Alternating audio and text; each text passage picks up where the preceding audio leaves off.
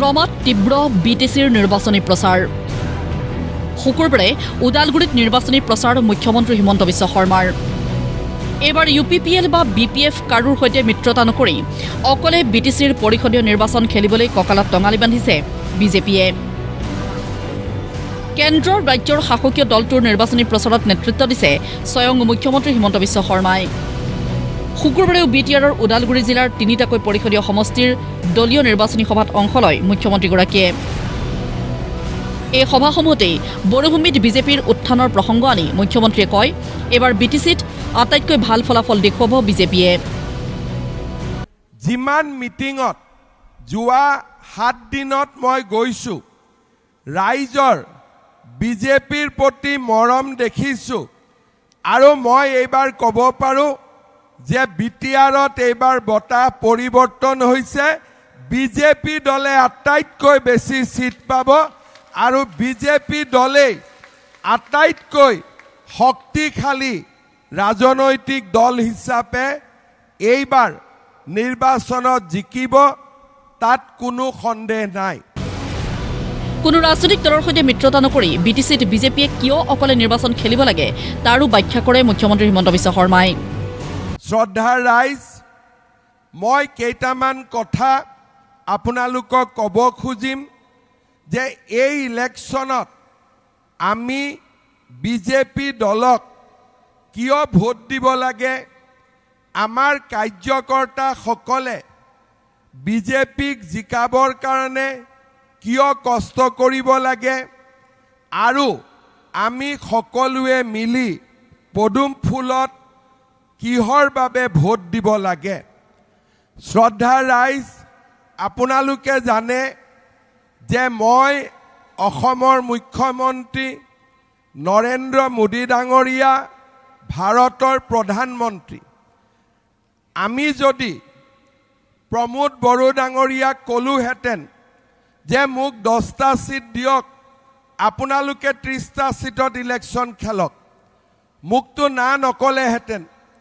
যদি মই হাগ্ৰামা মহিলাৰীক ক'লোহেঁতেন যে আপুনি 30টা সিটত খেলক মোক 10টা সিটত দিয়ক মিলা মিছাকৈ আমি চলি থাকিম মোক কোনেও না নকলেহেঁতেন কিন্তু আমি বিজেপিয়ে নিজে ইলেকশ্যনত জিকি আমি যেনে তেনে চৰকাৰত বহি থাকিম সেই কাৰণে আমাক BTRত ইলেকশ্যন নালাগে আমি এইবাৰ বিচাৰিছো যে আমাৰ BTRৰ বহুত সমস্যা বাৰে বাৰে আমি কথা পাতি থাকো আলোচনা কৰো কিন্তু সমস্যাবিলাকৰ সমাধান নোলায় এইবাৰ দিল্লীত বিজেপি দিছপুৰত বিজেপি আৰু কোকৰাঝাৰতো যদি বিজেপি শক্তিশালীভাৱে বহিব পাৰে আমি ৰাইজৰ সমস্যাবিলাক এইবাৰ সমাধান কৰিব পাৰিম জনসভাৰ পিছত সাংবাদিকসকলৰ সৈতে হোৱা মুখামুখিত BTRত সকলো নাগৰিকে সম অধিকাৰ লাভ কৰিব লাগে বুলিও কয় মুখ্যমন্ত্ৰীয়ে BTRত অৰুণোদয় কিছুমানে পায় কিছুমানে নাপায় ঘৰ কিছুমানে পায় কিছুমানে নাপায় তাৰমানে দুটা শ্ৰেণী নাগৰিক আছে নে নাই এতিয়া দুটা শ্ৰেণী নাগৰিক যদি এটা শ্ৰেণী নাগৰিক হৈ যায় তেতিয়া সবৰে উন্নতি হ'ব হয় নহয় কিছুমান মানুহে মাটি পাব কিছুমান মানুহে নাপায় কিছুমানে অৰুণোদয় পাব কিছুমানে নাপায় কিছুমানে ঘৰ পাব কিছুমানে নাপাব তেতিয়া মানুহ দুই ভাগ হৈ যাব নে নাই ভোটটো সবৰে এটা সেইকাৰণে মই কৈছো সকলোৱে যেতিয়া সুখ অনুভৱ কৰিব BTRক নিজৰ বুলি ভাবিব তেতিয়া BTR বহু আগুৱাই যাব তাৎপৰ্যপূৰ্ণভাৱে মুখ্যমন্ত্ৰীগৰাকীয়ে কাকো হৰুৱাবৰ বাবে নহয় নিজে জিকিবলৈহে নিৰ্বাচন খেলিব লাগে বুলি কোৱাৰ লগতে কিমানখন আসনত বিজেপিয়ে নিৰ্বাচন খেলিব আৰু কিমান দিনৰ ভিতৰত নিৰ্বাচন অনুষ্ঠিত হ'ব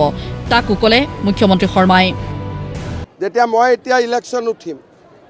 কেইটা সিটত উঠিম আজিলৈকে কোৱা নাই কাৰণ এবাৰ মোৰ বল কিমান মই চাই ল'ব খুজিছো যদি মোৰ বলে নাই মই কাবাক হৰুৱাবৰ কাৰণে ইলেকশ্যন উঠিম ঠিক কৈছো নে নাই যদি মোৰ বলে নাই এইটো সমষ্টিত মই ইলেকশ্যন উঠি গৈছো তাৰ মানে কাবাক হৰুৱাবৰ কাৰণে উঠিম সেইকাৰণে মই 40টা সমষ্টিত এতিয়া নিজে গৈ আছো জুখি আছো যে ক'ত উঠিব পাৰি উঠিব নোৱাৰি তাৰ পিছতহে সিদ্ধান্ত ল'ম যে আচ্ছা